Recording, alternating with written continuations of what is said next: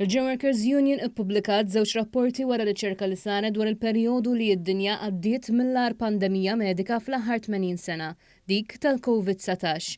Dan wara ġiet notata l-importanza ta' dialogu soċjali fis-soċjetà ta' madwarna fejn minkejja li l-pandemija għaddiet spjegaw kif xorta u kruċjali li d-dialogu soċjali effettiv jibqa' attiv. Il-Gem Workers Union kienet fost it-trade unions li ħadu sem fil-proġett blisem Trade Unions for a Fair Recovery, strengthening the role of trade unions and mitigating the impact of the COVID-19 crisis. Dan kien iffinanzjat mill-Unjoni Ewropea b'kollaborazzjoni mal-Konfederazzjoni Ewropea ta' Trade Unions u matulu saru diversi studji u nħarġu rapporti dwar it-tisħiħ tar-rwol ta' trade unions vis-à-vis l-impatt tal-kriżi tal-COVID-19. Fost l-oħrajn inħolqu żewġ rapporti.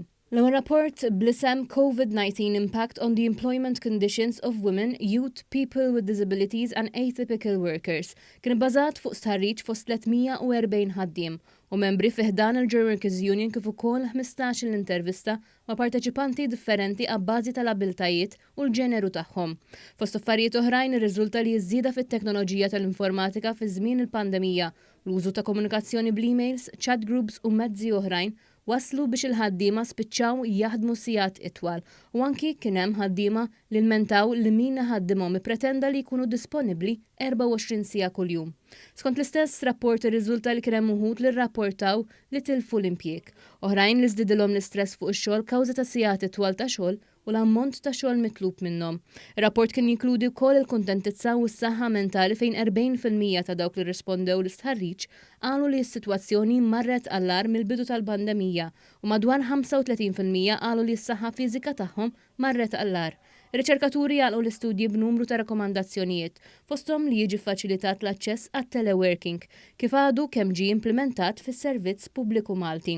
Minn barra hekk ġie suġġerit li minħaddem jibqa' jħares is-saħħa mentali tal-ħaddiema tiegħu bil fost l-oħrajn dawn ikollhom dritt li wara l-ġurnata tax-xogħol tagħhom jaslu f'punt li jaqtaw kompletament mix-xogħol. Dak u magħruf bħala right to disconnect li dwaru ħadem ħafna l-membru parlamentari Ewropew Laburista Alex Agius Saliba. Ir-riżultati miksuba fit-tieni rapport Cross-Sectoral Recommendations for the National Recovery and Resilience Plan kienu maħsuba biex itaffu l-effetti tal-pandemija u l-perjodu ta' wara, jagħtu leħen lil ħaddiema u speċjalment permezz ta' trade unions ifasslu u jżidu r-rwol tagħhom mal-imsieħba soċjali waqt li jaġġornaw, jiddefinixxu mill-ġdid u jimplementaw il-pjan ta' rkupru nazzjonali.